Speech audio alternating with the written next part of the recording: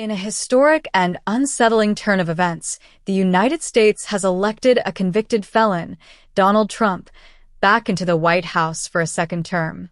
This election, which saw Trump defeat incumbent Kamala Harris, has left the nation grappling with profound questions about the survival of its democracy and the future of the American Republic. Trump's victory is seen by many as a bold endorsement of authoritarian rule, with Trump himself declaring he will rule as a dictator on day one, a statement that reverberates across the political spectrum. In this video, we'll explore the questions weighing on the hearts and minds of Americans as they face an uncertain future. We'll analyze the implications of Trump's day one dictatorship, the potential erosion of constitutional safeguards, and the challenges facing those committed to defending American democracy.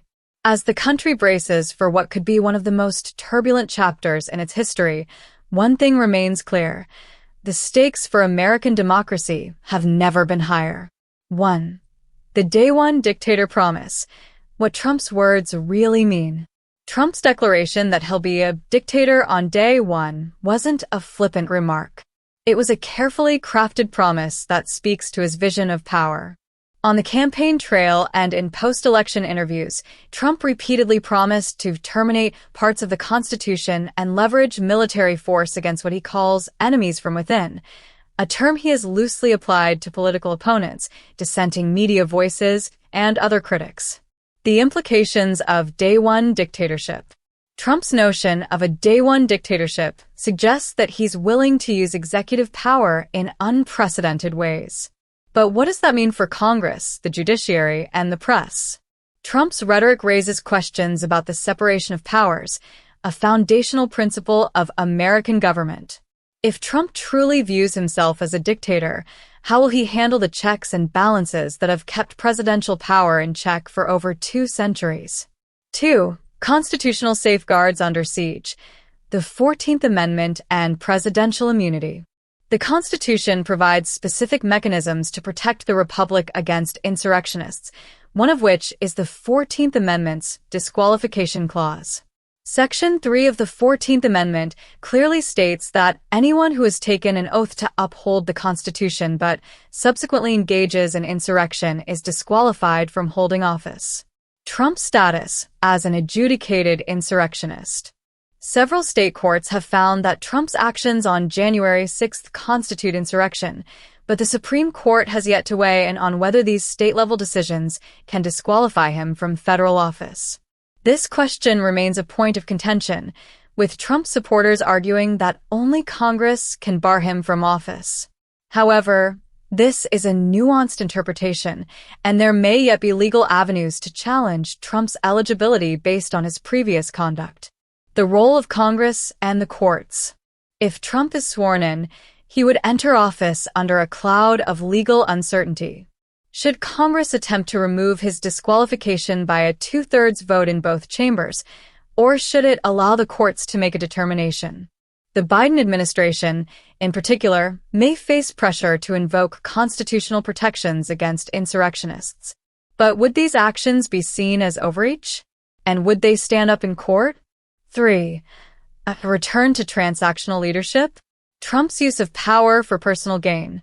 Those familiar with Trump's leadership style know he often views his role through a transactional lens, making deals to benefit himself and his close allies.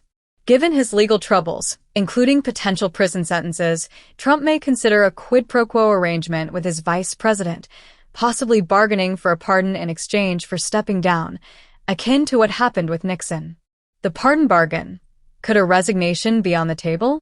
With a criminal conviction, Trump may be eager to secure a pardon for his federal offenses. In this scenario, he might resign, allowing his vice president to assume power and issue a pardon in return. This strategy raises ethical and legal concerns about the abuse of presidential authority for personal gain, as well as questions about the broader impact on American governance. 4. The impact on American institutions, Congress, judiciary, and the press. Under a day one dictator presidency, the traditional roles of Congress and the judiciary could be severely compromised.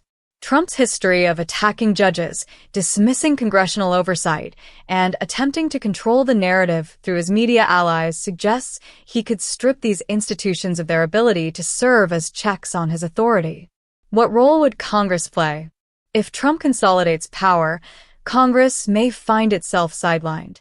During his previous presidency, Trump showed little respect for the legislative branch, often circumventing it through executive orders.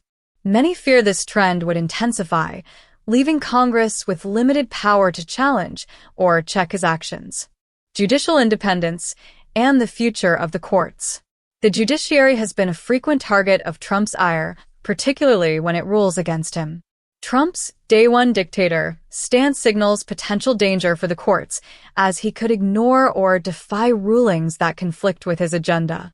Even the Supreme Court, with its conservative majority, may find itself facing a president who has no qualms about disregarding its authority. The role of the press in a second Trump presidency. Trump has often branded the press as the enemy of the people, and many fear his renewed presidency would bring intensified attacks on free media. A dictator's playbook often includes silencing dissent, and in Trump's case, this could mean further weaponizing lawsuits and investigations against media outlets. The free press, a cornerstone of democracy, would likely face unprecedented challenges under his rule. 5. The public's role in resisting authoritarianism. For democracy to survive, the public's vigilance and resilience are essential. If the American people, especially those who oppose Trump's authoritarian tendencies, remain vocal and engaged, it could serve as a powerful counterbalance to executive overreach. Grassroots movements and civic engagement. Civic engagement, from peaceful protests to organized advocacy, will play a crucial role in holding a Trump administration accountable. From Black Lives Matter to Women's March, past years have demonstrated the power of grassroots movements in shaping public opinion and pressuring elected officials. In a second Trump term, these groups may become frontline defenders of American democracy. As Americans stand on the brink of a second Trump presidency, the future of the nation's democratic institutions hangs in the balance. The president-elect's vow to be a Day One dictator has set off alarm bells, signaling the potential erosion of checks and balances, the silencing of dissent, and the weakening of the institutions that have upheld American democracy for centuries. In a time of crisis, when the republic is under threat, the need for vigilant citizens and bold leaders has never been greater. As Americans brace for the coming years, they face a crucial question. Will they defend their democracy, or will they watch as it slips away? In the words of Abraham Lincoln, be sure you put your feet in the right place, then stand firm. This may be America's greatest test yet, and only by standing firm can the country hope to emerge with its democracy intact. Justice, as Kirshner so often reminds us, matters.